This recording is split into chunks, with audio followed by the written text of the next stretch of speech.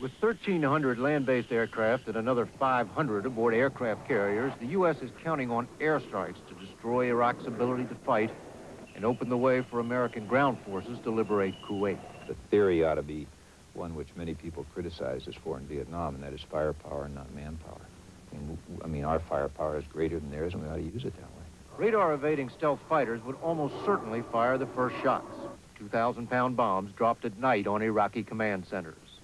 The next shots might well come from Navy ships in the Persian Gulf and Red Sea, firing Tomahawk cruise missiles.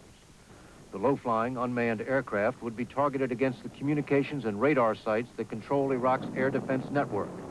That would be followed by round-the-clock air raids on an expanding number of military targets. Enormous amount of airplanes available on day one to be used at various times during the day and night.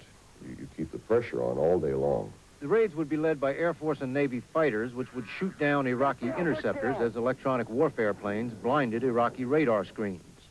Then, flying low to avoid Iraq's surface-to-air missiles, Air Force and Navy jets would begin dropping bombs. You start with a strategic air campaign to hit strategic targets in Iraq. And that would start, of course, with the air capabilities of Iraq, their air defenses and their air forces.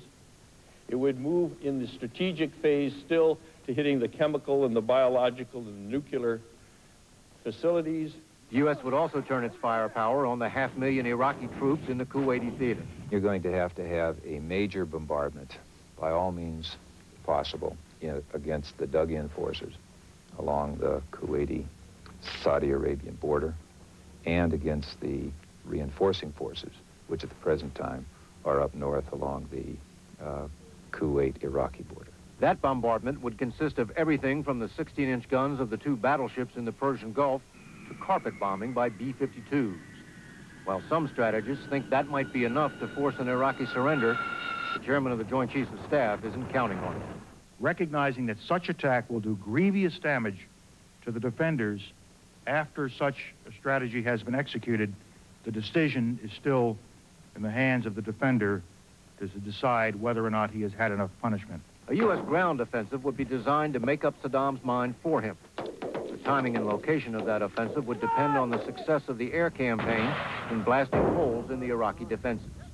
The U.S. would send 2 or 3 tank divisions either to outflank the Iraqi lines or punch through them at the point of least resistance. Wherever it's fractured, you're going to penetrate through that fracture in their defense area.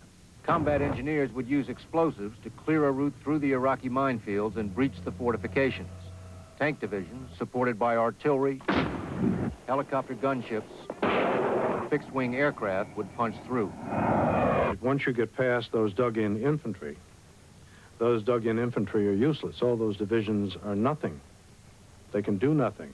They're going to die on the vine. Behind the Iraqi infantry lie tank divisions waiting in reserve. But now they will have to fight on American terms.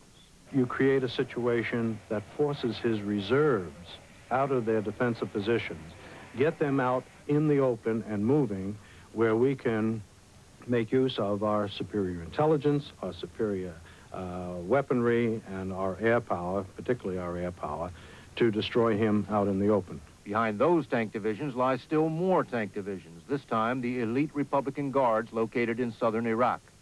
If Iraq has not yet surrendered, American ground forces would almost certainly push into Iraq and take on Saddam's best troops.